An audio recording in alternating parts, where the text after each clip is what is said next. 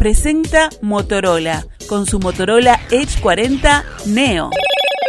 Hello, Moto.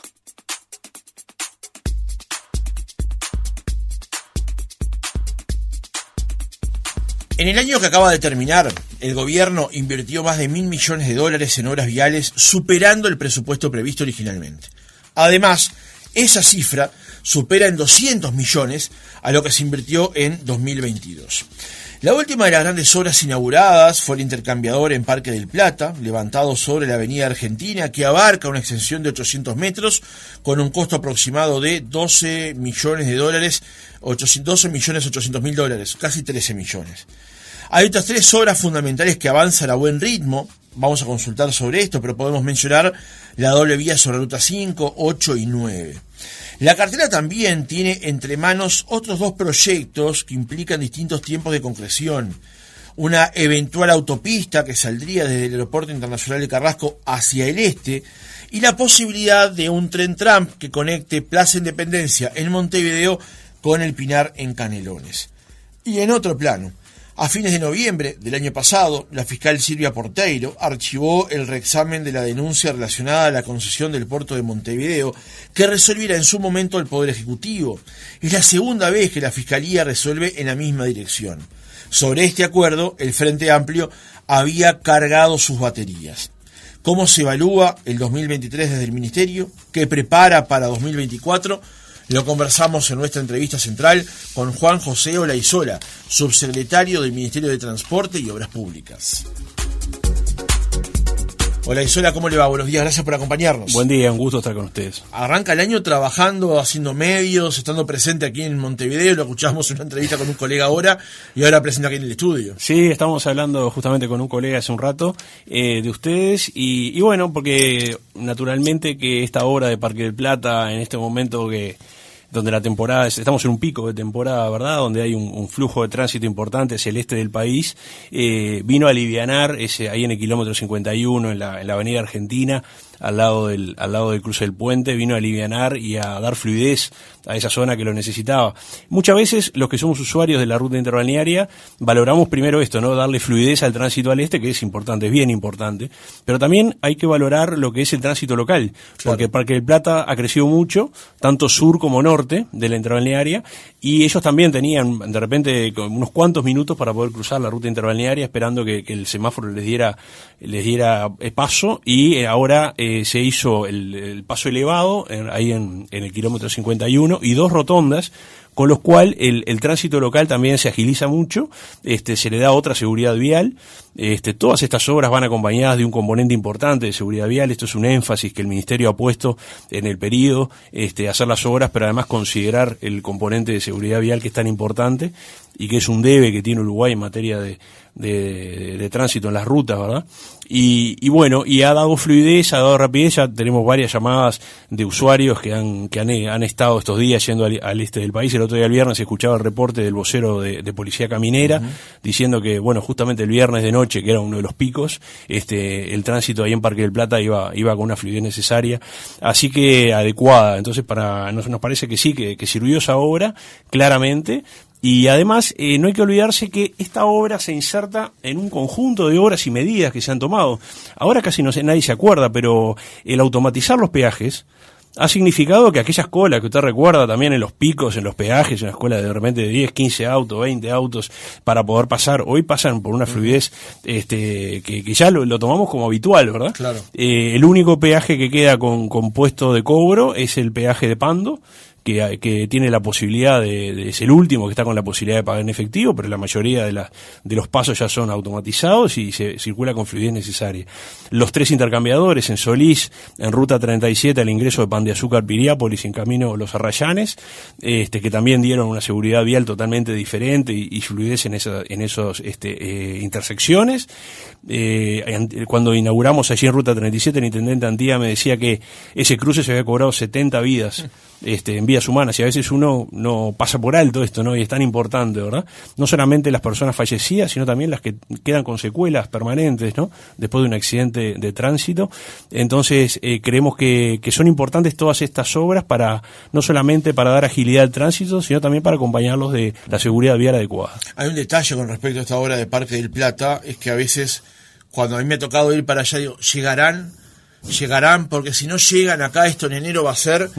Y llegar a tiempo también es importante para una obra, ¿no? Prometerla a tiempo y llegar a tiempo y inaugurarla en los últimos días de diciembre, y que en enero, sabiendo el malón de gente que va hacia el este, que el servicio pudiera prestarse, ¿no? Totalmente, eso que usted dice nos pasó a todos, todos pensamos en algún momento que capaz que por algo no se llegaba, y la verdad que hay que reconocer el trabajo de las empresas, de los obreros y del equipo del ministerio, porque trabajaron 24/7 y trabajaron, bueno, obviamente día y noche para poder llegar, y llegaron a lo comprometido, que el ministerio les había pedido que llegaran antes de fin de año, y pudimos inaugurar días pasados con la presencia del presidente, y eso demuestra que cuando las empresas ven que hay un rumbo claro y que hay una política en materia de infraestructura también claramente determinada y con objetivos, acompañan y se sienten parte, ¿verdad? Y yo creo que tanto las empresas, los obreros que trabajaron en estos proyectos, los técnicos, los ingenieros, todos entendían que había ahí un bien mayor, que era llegar en plazo, y en 6 meses se hizo ese puente y todas las obras conexas, así que quedan algún pequeño detalle nomás, pero ya está la obra funcionando como tenía que ser. Ahora vamos a consultar por todo el mapa de obras del año 23 que acaba de terminar, pero hoy el Ministerio cuenta con varios instrumentos a la hora de hacer una obra: la participación público-privada, el CREMAF, esto y el otro, y su propio presupuesto. En el caso de la obra de Parque del Plata, ¿cómo se financió? Bueno, la obra de Parque del Plata está en la concesión de ruta interbalnearia. Ya hay 4 empresas que tienen la concesión de ruta interbalnearia, y obviamente se financia con una ampliación de lo que es esa concesión, pero fue en ese marco que se hizo, y nos permitió hacerla también con una rapidez y con empresas que ya conocen la zona, que ya conocen lo que es.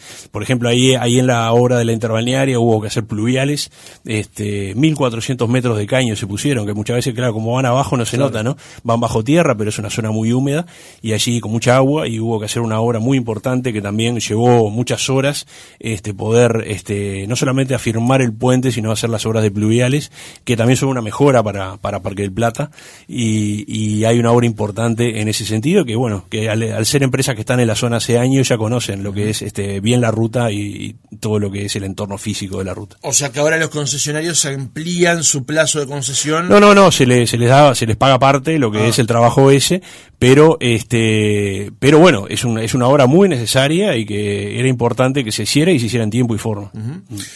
Usted ha comentado recién la obra que se hizo sobre la ruta 9, interbalnearia con la 9, lo que conecta con Piriápolis, Pan de Azúcar. Esto aquí que se ha hecho sobre la avenida Argentina, el ingreso a Parque del Plata. Los túneles por debajo de interbalnearia en las zonas anteriores, apenas pasando el peaje. Entonces la pregunta es, ¿se justifica construir eventualmente una autopista que conecte el Aeropuerto Internacional de Carrasco con parte de la zona este del país? Sí, se justifica, porque ahí en la interbalnearia tenemos 2 temas.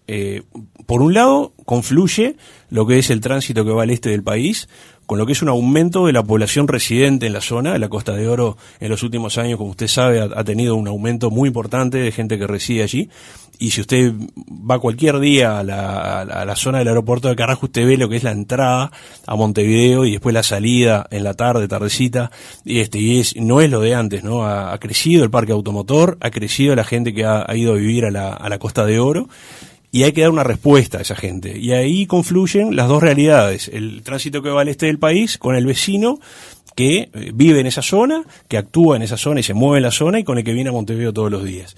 Entonces, la autopista lo que viene a dar es una solución a la sobrecarga de automóviles que hay en la ruta interbalnearia. Se calcula que aproximadamente un 40% del tránsito va a optar por esta nueva vía, que va a ser una vía rápida sin interferencias, con barrera New Jersey al medio, doble vía en los dos sentidos, aproximadamente unos 23 kilómetros. Entonces imagínese lo que es la actual interbalnearia con el flujo de tránsito que tiene, que usted le saca un 40% de autos. Sin duda que va a mejorar y agilizar lo que es el tránsito en la interbalnearia. Es absolutamente necesaria esa obra y creemos que cuando esté pronta se van a notar las mejoras, porque el tránsito que va de Piriápolis al este del país va a poder optar por esa vía, y el tránsito que va hasta Piriápolis, a los balnearios que están ubicados ahí en Canelones, va a poder ir con otra fluidez por la actual interbalnearia. O sea que el punto de inicio de la autopista sería la zona del Aeropuerto Internacional de Carrasco hasta el kilómetro 23. Se está definiendo, no está todavía, se está definiendo, pero va a ser desde el aeropuerto hasta la zona donde está ahí, hay un cementerio privado, en esa zona va a salir, y va a ir a la ruta 8. Y bueno, hay que tener en cuenta que la ruta 8 además hoy está en plena construcción la doble vía a la ciudad de Rocha, en rutas 8 y 9, que eso también va a ser un cambio considerable para el tránsito que va a toda esa zona del este del país. Es una alternativa muy importante la doble vía de rutas 8 y 9, y ya se habilitó el primer tramo días pasados. El día que habilitamos Parque del Plata se habilitaron los primeros 18 kilómetros de doble vía desde el peaje de Soca hasta la segunda entrada a Soca. Se van a ir habilitando los tramos a medida que estén prontos, así que esto también va a significar una mejora en el tránsito en esa vía del país. O sea, la autopista cuando se construya, nace en las inmediaciones del aeropuerto, va hasta el punto de finalización, que será el 23 o el que se defina. ¿Va a tener salidas en el medio o es solamente del punto A al punto B y punto? No, es una vía que no tiene interferencias, por eso seguramente va a tener una velocidad superior a lo que son es la media de las rutas nacionales. O sea, por encima de 75, digamos. Sí, sustancialmente por encima. Va a ser un caso excepcional porque al no tener interferencias va a tener un tránsito más rápido y más seguro. Y bueno, está estudio, pero bueno, va a tener seguro que va a tener una velocidad superior a las otras rutas, y va a ser una salida rápida de Montevideo hacia el este. ¿Va a tener un peaje? Sí, seguramente, porque no va a pasar por el peaje de Pando, pero bueno, la idea es que el tramo de la autopista sea fluido y ágil para sacar todo ese tránsito que va al este del país. ¿Cuánto está previsto, más o menos, hasta que terminen de afinar, por ejemplo, hasta donde llegue, pero cuánto insumiría de costos una obra de estas dimensiones? No tenemos el costo final, sí tenemos que aproximadamente la obra va a durar unos 18 meses, y la idea es, verano o algo más, hacer el llamado para la construcción, así que póngale que si sumamos todo, aproximadamente 2 años va a llevar todo el proceso para la culminación de la doble vía. No hay ningún dato con respecto al número que podamos dar con respecto a puede haber algún dato, pero como se está afinando todavía, no me gustaría adelantarlo, porque si después hay alguna diferencia nos van a decir, bueno, pero dijeron que era tanto, entonces prefiero ser cauto, y cuando tengamos la estimación, además va a haber un llamado, así que de ahí va a surgir el número final. Y espera que el llamado no sea más allá del verano de este año. Bueno, la idea es poder hacer el llamado ahora, después de la licencia de la construcción en verano, esperemos que febrero o más tardar marzo podamos hacer el llamado, y que ya el año que viene ver que comiencen las obras de la autopista. Decíamos recién, Olaizola, que en el año que acaba de terminar el gobierno invirtió más de $1.000 millones en obras viales, superando el presupuesto previsto, que era de 900, y además esa cifra supera en 200 millones a lo que se había invertido en el año 2022. ¿Qué resumen hace de lo que fue el trabajo de la cartera en 2023, teniendo en cuenta la inversión de 1.000 millones, 1.002 millones, que es el número correcto, de inversiones realizadas por el Ministerio? Bueno, como usted decía, superar los $1.000 millones en un año es una cifra histórica de inversión vial. Este plan de 3.600 millones que tenemos previsto es el plan más ambicioso de los últimos años, claramente. Más de 250 puentes, entre puentes nuevos y puentes que se han intervenido. Este año inauguramos, por ejemplo, el puente Charqueada con una verdadera poblada, porque era un reclamo de la zona de hace décadas. Una señora de muchos años nos decía, yo pensé que me iba a morir y no iba a ver nunca este puente, le comentó al ministro el día que lo inauguramos, y realmente fue algo imponente. Y a veces no se nota, porque uno ve la obra física, ¿no? Pero cuando se entera después que a los pocos días tiene 2 solicitudes de líneas de ómnibus para pasar por allí y que no estaban, y que la construcción del puente lo hace posible, o como nos decía el otro día el doctor Cipriani, el presidente de ACE, que se salvó una persona con un infarto en Cebollatí porque llegó rápido por el puente al hospital de 33, eso cambia, ¿no? El otro día nos decía el doctor Cipriani también que antes llevaba 2 horas una persona a ir de San Gregorio de Polanco a Tacuarembó, al hospital de Tacuarembó, que es una referencia ahí en materia de salud, y ahora lleva 40 minutos, porque al estar hecha el ingreso a la ruta 43, ahí el ingreso a San Gregorio de Polanco, que pasó de ser una ruta en pésimas condiciones, el problema ahora es la velocidad, porque quedó impecable, pero también permite en esos casos de urgencia equipararnos, y esto es muy importante, ¿no? Porque a veces cuando vivimos en Montevideo no nos damos cuenta de la importancia de que tantas poblaciones de nuestro país equiparar lo que es la conectividad, lo que es el acceso a los servicios, y eso yo creo que es muy importante. Días pasados inaugurábamos la ruta 15 entre Rocha y Velázquez, la famosa ruta de las 99 curvas. Era realmente un peligro esa ruta, cientos de árboles a la vera del camino. Se hizo un trabajo de ingeniería muy importante. Seguramente es una ruta que no la conozca la mayoría de los uruguayos, pero para la gente de Rocha es fundamental, y para la producción local. Se bajaron alturas, se enderezaron curvas, se sacaron cientos de árboles del costado de la ruta, y inauguramos, y el mismo día una empresa tenía un ómnibus parado anunciando que comenzaba una línea Montevideo, Rocha, Velázquez, Lascano, Chuy. Entonces, eso es lo que viene atado a las obras. Viene el progreso, viene el avance, viene la conectividad, viene a acercar a muchos uruguayos a los servicios necesarios.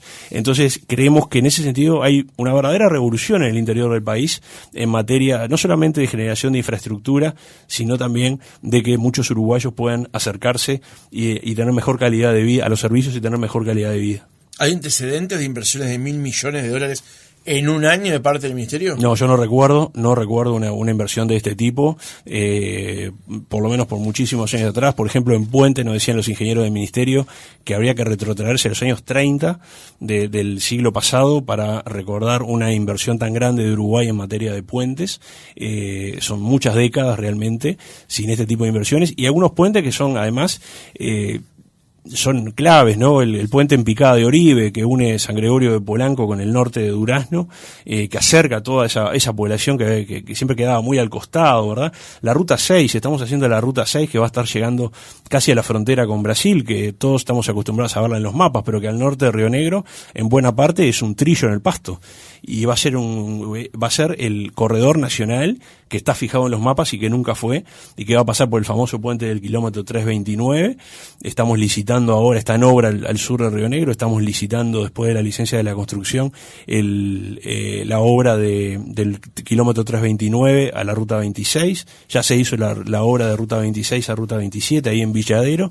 Esto también va a significar que todos eso, la producción y todos esos vecinos de la región noreste del país, que ha sido una de las más postergadas en materia de conectividad, se van a acercar. El agrandamiento del ensanchamiento del puente de Ruta 2 en Mercedes, y el cambio de la ciclovía, donde cruza, que va a quedar del lado de la ciudad, a veces no se notan hasta que usted llega a la zona y le pregunta a los vecinos, ¿verdad? Esa obra está quedando muy bien también. Cuando se hizo el puente Perseverano, un puente de $300.000, y me dice, bueno, no fue de los puentes más caros ni cerca, pero que unió a la población de Lares, que quedaba bajo agua, y que fue un pedido del presidente de la calle Pou cuando llegamos. Uh-huh. Sí, bueno, cada puente tiene su historia atrás, ¿no? Hay que ir al lugar, hablar con los vecinos y ver lo que significa muchas veces, y en muchos casos les cambia la vida. Estos $1.000 millones son del presupuesto del Ministerio de Transporte y Obras Públicas, que tenía dentro del presupuesto nacional en las sucesivas rendiciones de cuentas. ¿De ahí salen esos recursos? Estos $2 millones son inversión real en obras. Se financian de distinto tipo. Hay parte que es del presupuesto de la Dirección de Vialidad del Ministerio. Hay partes que se financian a través de la Corporación Vial del Uruguay, en la Corporación para el Desarrollo. Hay partes que son obras por PPP.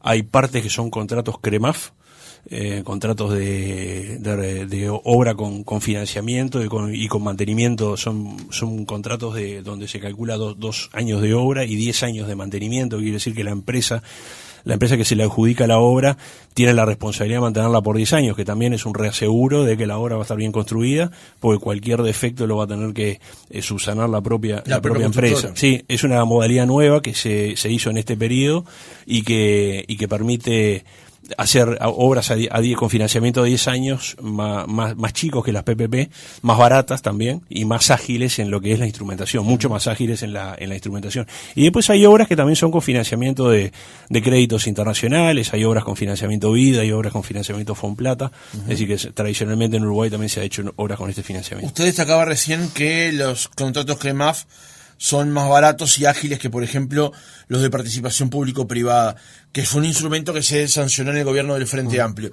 ¿Ustedes hoy le siguen dando utilidad o en realidad, bueno, lo tienen allí como una posibilidad, pero en realidad utilizan este otro camino teniendo en cuenta esta característica que usted encuentra del CREMAF? Sí, cuando nosotros llegamos había una planificación por PPP.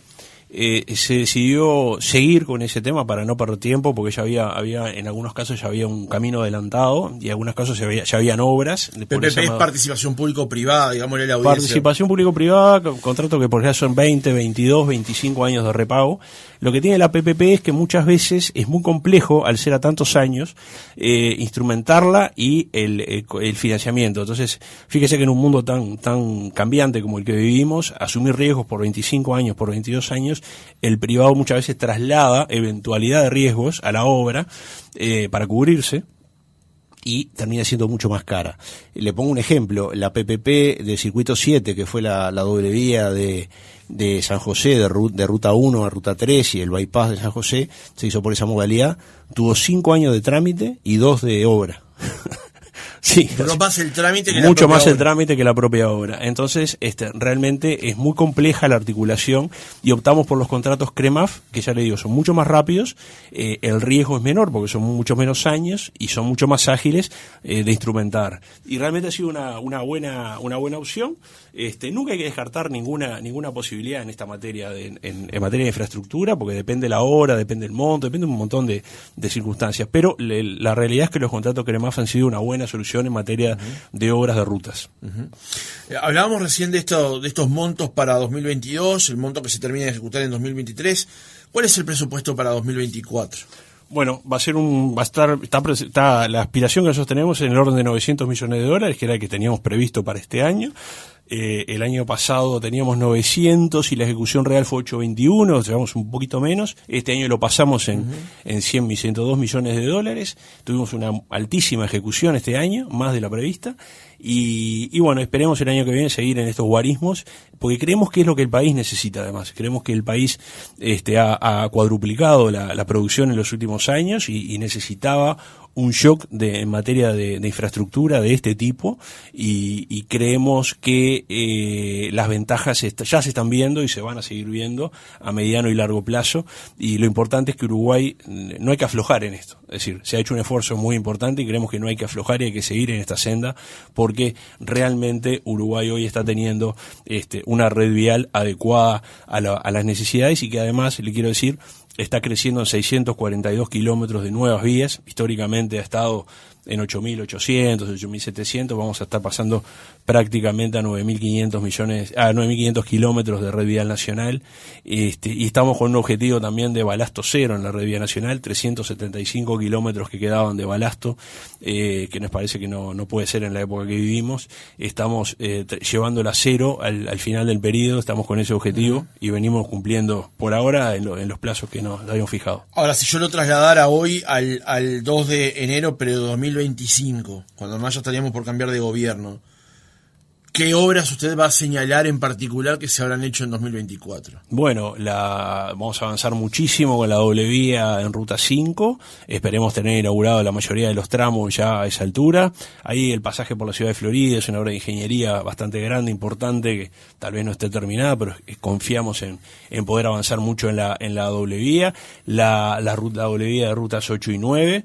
que también confiemos que esté, si no está terminada, esté sustancialmente avanzada ya, tener muy avanzado, prácticamente culminadas las obras en Ruta 6 al sur de Río Negro y en obra la Ruta 6 al norte de Río Negro hasta la Ruta 26, y vamos a ir inaugurando un montón de puentes que hoy están en obra, puentes en la Ruta 9, así puentes en todo el país, le puedo decir en todo el país, obras de ese tipo. Esperemos ya tener culminadas las obras en Ruta 27, en Rivera, en Artigas la Ruta 30, que hubo que hacerla de vuelta en el tramo de Tranqueras, Artigas, ya esperemos también tener culminada, viene muy avanzada.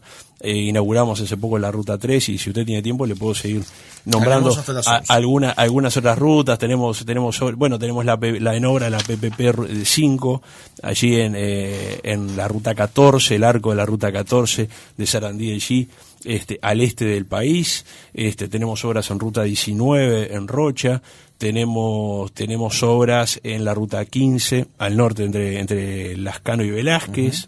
Ya le digo, terminar los puentes en la PPP 2 de Ruta 9 de Rocha al Chuy. Tenemos obras en Maldonado, en Ruta 13. Le interrumpo aquí, sí. Porque hay un tema que se ha marcado con respecto al potencial uso político de ciertas actividades o a la visión política de ciertas actividades. Por ejemplo, cuando el presidente de la República inauguró días pasados el Hospital del Cerro, hubo un acto allí, él le terminó de alguna manera contestando, el presidente, a quienes estaban de parte del Frente Amplio haciendo algunos cuestionamientos. Hay gente que llamó Hospitalito el Hospital del Cerro. Luego participó el presidente de la inauguración del el intercambiador allí en Parque del Plata. También había gente con sus críticas y demás. ¿Teme usted que haya o que quede inserto dentro de la campaña política de este año que acabamos de comenzar el tema de las inauguraciones y que donde vaya el presidente también sea un acto político y también un acto de oposición? No, yo creo que no. Yo creo que es parte de... Uruguay es un país libre. Entonces hacemos como lo que pasó en el Hospital del Cerro, que fue un acto enorme, muy grande, donde la gente estaba contentísima de poder contar con un hospital en el Cerro, que era un reclamo de los vecinos, no solamente del Cerro, sino de la zona oeste de Montevideo, de muchos años, y que después haya 20 o 30 personas protestando contra un hospital.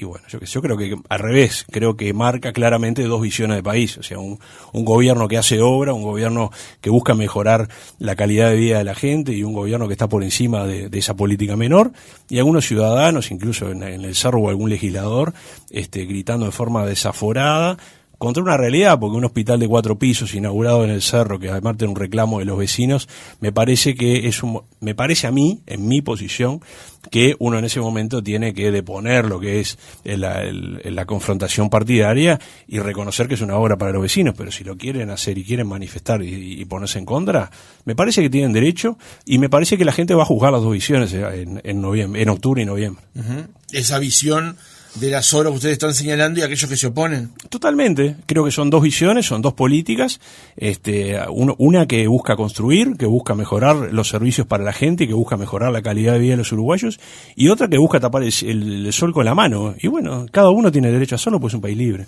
Hablando de cuestiones políticas, hay una discusión aquí en Montevideo hace un tiempo con respecto al tema de la ciclovía en 18 de julio, que une Boulevard Artigas con Plaza Independencia. En un momento el tramo también viene por la calle San José. En primer lugar, antes de pasar a otros temas, usted, desde su posición como ciudadano, como persona que vive en Montevideo, ¿cómo ve esta obra? A mí me llama la atención la cantidad de prensa que se le ha dedicado a esta obra, ¿no? Porque realmente no me parece una obra sustancial. Si usted mira lo que es el presupuesto de una intendencia como Montevideo con lo que recauda, me parece que no puede ser el centro de sus obras viales la ciclovía. Me llama mucho la atención pero bueno, se ve que ha despertado curiosidad o interés porque se ha hablado más de lo que era necesario. Nosotros hemos hecho ciclovías permanentemente en todo el país y no ha sido objeto de la prensa, pero bueno. En este caso sí, por cómo se generó, creo que es una obra de competencia departamental. Supongo que la Intendencia tendrá estudios para para hacer esta obra. Nosotros sí, cuando la hicieron por el medio el 18 de julio, cuando se optó por 18 de julio y por el medio 18 de julio, la verdad que nos llamó la atención por lo menos. No tenemos estudios de si realmente era el lugar adecuado, suponemos que la Intendencia los tenga. Hay un proyecto también de Tren-Tram que está presentado al Poder Ejecutivo y que ya ha sido presentado por parte de los inversores del consorcio 3S, que son las tres empresas que están involucradas, a las intendencias, a los técnicos de las intendencias, y que hoy está en etapa de ejecución del proyecto de viabilidad económica, y bueno, y veremos si en ese caso tenía previsto en caso de prosperar ir por 18 de julio, ahí creemos que va a ser difícil si está la ciclovía que convivan los dos proyectos, pero bueno, este proyecto para prosperar necesita del interés de las dos intendencias y no solamente del impulso del ministerio, así que en su momento se verá cómo conviven o cómo se manejan las dos cosas. Le hacía justamente la pregunta de la ciclovía por ese punto en particular. En un momento, el consorcio 3S, amparado justamente en la legislación, presenta la posibilidad al Poder Ejecutivo de crear un tren-tram que conectara Plaza Independencia en Montevideo con El Pinar en Canelones. Eso tuvo distintas repercusiones o distintos recibimientos por parte de las intendencias involucradas, Montevideo y justamente Canelones. Lo que sorprendió es que después se desarrolló el proyecto de la ciclovía en tiempo récord, digamos, la idea y el proyecto, y es en la misma traza que utilizaría o que fue presentado originalmente por parte del consorcio. Le llamó la atención, usted decía recién, el hecho que fuera por el centro de la calzada y después de conocer el proyecto del Tren-Tram. Sí, nos llamó la atención, es verdad, pero bueno, está dentro de las competencias de la intendencia y bueno, y podrán optar entre tener un sistema moderno de transporte metropolitano como se necesita claramente desde hace mucho tiempo y se viene reclamando, y han aparecido ideas y sugerencias en campañas electorales, pero este es el primer proyecto serio que aparece y que está a estudio de un Poder Ejecutivo. O la posibilidad de una ciclovía por la mitad de nuestra principal avenida. Son opciones, son visiones, y bueno, cada uno será responsable de esas obras. ¿En qué está hoy la presentación del proyecto? ¿En qué se ha avanzado? Está estudio por parte de la empresa, está la confección del proyecto de viabilidad económica, va a ser presentado al Poder Ejecutivo próximamente. ¿Seguiría siendo el mismo sistema, el mismo trazado hasta ahora? 18 de julio, Avenida Italia, Yanatacio. Ahí hay una propuesta del consorcio inversor, pero naturalmente que el trazado, lo que son las paradas, lo que son las estaciones y lo que son las zonas de servicios, todo eso tiene que ser acordado con las intendencias. Hoy aparece como necesario un sistema alternativo de transporte que conecte Montevideo con el este del país. ¿Usted cree que este proyecto efectivamente se va a poder llevar a la práctica? ¿Lo ve como el proyecto que vendría a dar soluciones a los problemas? Yo creo que es un proyecto serio, que es la primera vez que se analiza un proyecto serio sobre la mesa, que no se habla de ideas, sino que estamos analizando un proyecto presentado y que ha sido impulsado por el Poder Ejecutivo, de su viabilidad y cómo va a seguir hacia adelante, depende de tres actores, del Poder Ejecutivo, de la Intendencia de Canelones y de la Intendencia de Montevideo. Del acuerdo de esos tres actores depende que la zona metropolitana tenga un nuevo sistema de transporte ágil y moderno, o que no prospere.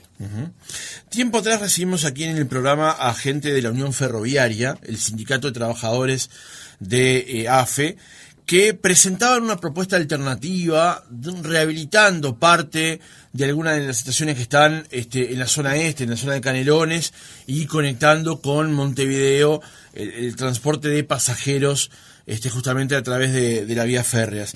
¿Llegaron a hacer esa propuesta el Ministerio? Yo no la vi, a mí no, yo no la vi, no sé si llegó por algún lado que yo no lo haya visto, no vi esa propuesta. Sí creo que el desarrollo del transporte de pasajeros, por ejemplo, en el eje del ferrocarril central, puede venir atado a la implementación de esta infraestructura que está pensada para cargas en primera instancia, pero es muy posible que pueda aparecer un inversor atrás que proponga generar un sistema de transporte de pasajeros con zonas cercanas a Montevideo. Es una inversión importante, pero bueno, puede aparecer inversores privados, incluso algunos integrantes del consorcio que ha presentado el Tren-Tram han dicho que lo ven viable poder hacer algo en la zona que vaya a Florida, por ejemplo, a esa zona Canelones y Florida, que para esa zona pueda ser viable un sistema de este tipo, porque se adapta técnicamente a esa vía. Así que creemos que van a aparecer opciones de ese tipo.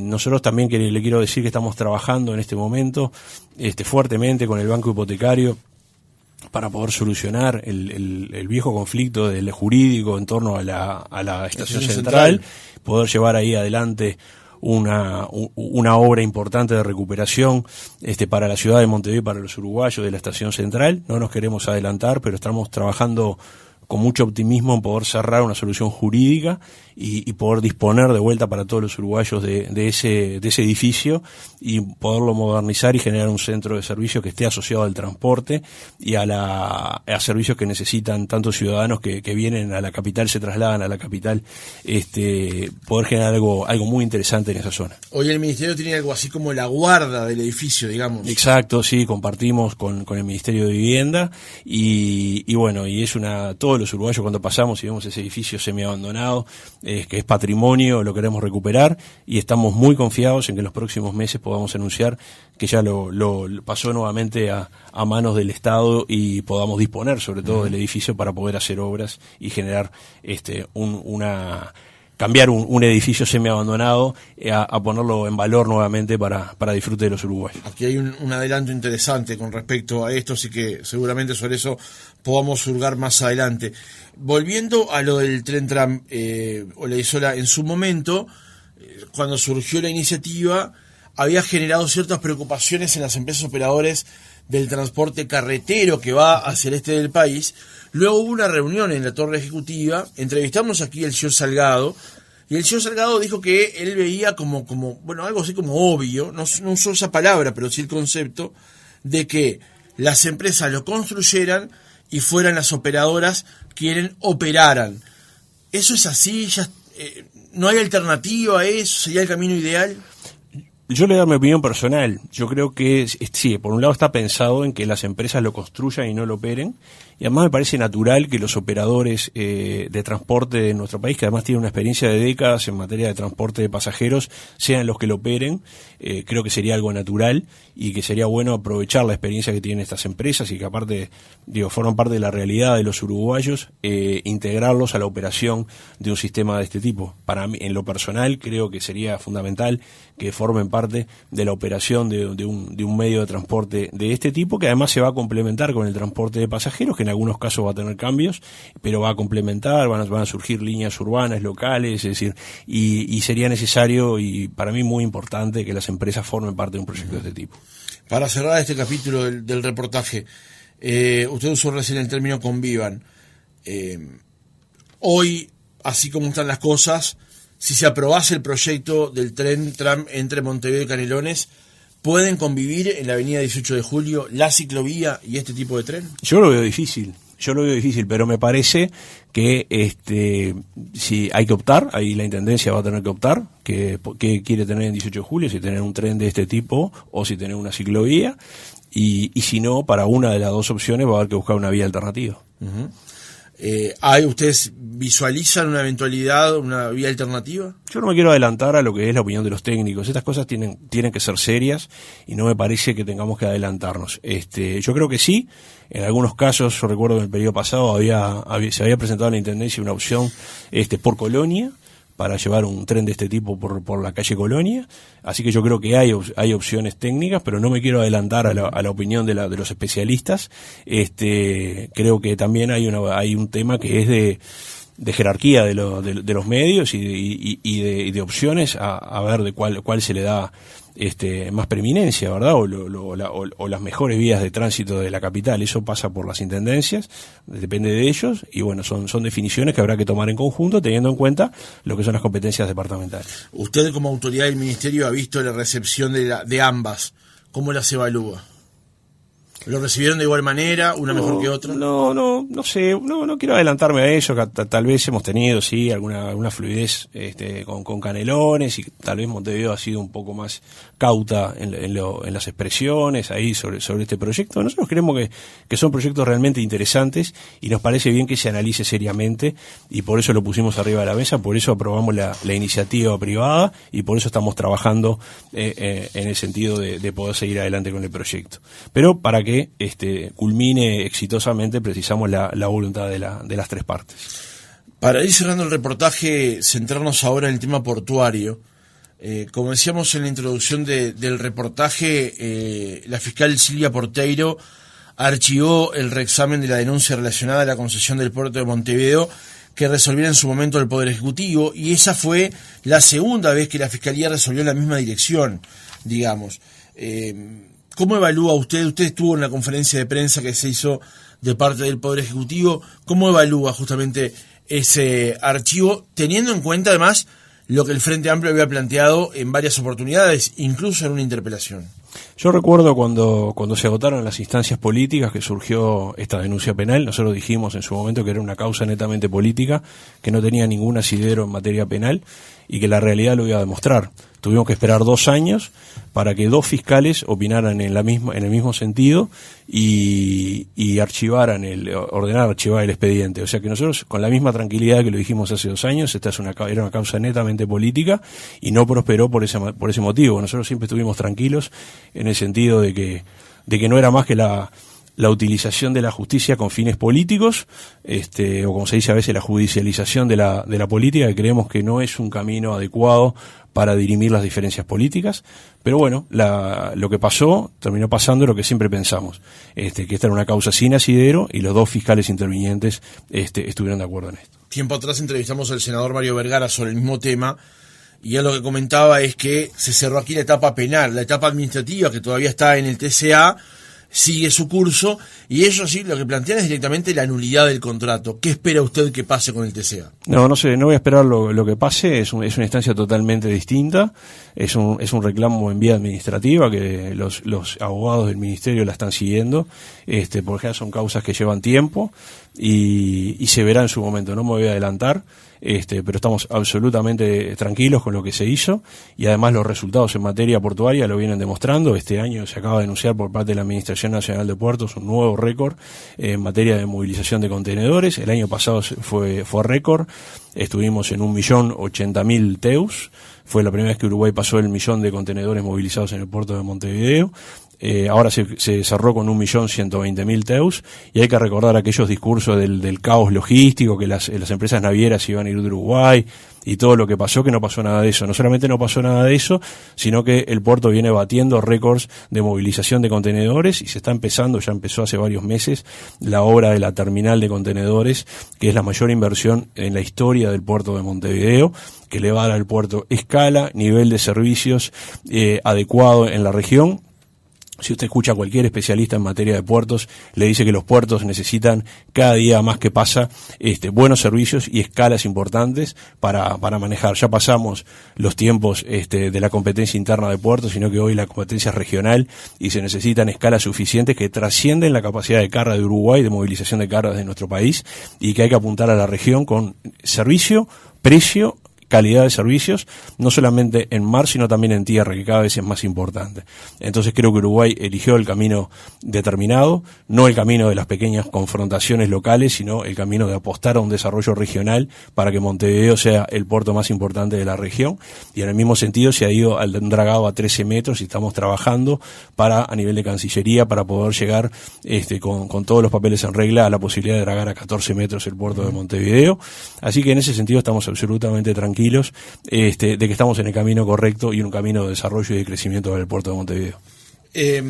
Para cerrar, la empresa Montecón recientemente resolvió un aumento de tarifas, el que es rechazado por la Unión de Exportadores, por jugadores del mercado. La pregunta que le quiero hacer en realidad es: ¿cómo es la relación hoy del Poder Ejecutivo, del Ministerio de Transporte con la empresa Montecón, teniendo en cuenta los anuncios que había hecho en su momento cuando se cerró el acuerdo con TCP de ir a un arbitrio internacional y de una relación que no era la misma que aparentemente había previamente? ¿Cómo es el vínculo hoy de esa empresa con el Ministerio de Transporte y con el Poder Ejecutivo? Nosotros tenemos diálogo con todas las empresas. Que operan el sistema portuario a nivel de la Administración Nacional de Puertos y del Ministerio de Transporte y Obras Públicas, a distintos niveles. Obviamente que hay diálogos que son diarios de temas operativos y hay distintos acercamientos con las empresas. Este es un gobierno abierto que escucha a todo el mundo y que recibe a todo el mundo, eso en las distintas áreas, no solamente en lo portuario. Es un gobierno que permanentemente recibe a los representantes de las empresas y se escucha mucho. Y en ese sentido, a nivel portuario, nosotros tenemos relación fluida con las distintas empresas y escuchamos los planteos y reclamos que se nos hacen sobre los distintos temas que van surgiendo de la operativa portuaria. Pero en el caso de Montecón en particular, ¿va a llevar adelante eso que había sentenciado en su momento, o llamémosle entre comillas, no es el mejor término, pero amenazado con hacer? Es una pregunta para la empresa. Pero ustedes tienen diálogo con ellos. Sí, pero no tenemos nada de eso. Lo que sí tenemos es una relación que no dista de las otras empresas, es decir, diálogo, se escuchan los temas y se camina de acuerdo a los distintos temas. Esta empresa además hay que recordar que tiene muchísimos negocios en Uruguay, no solamente el negocio de contenedores en el puerto, tiene muchísimos negocios en Montevideo, tiene negocios en Nueva Palmira, en el litoral del país.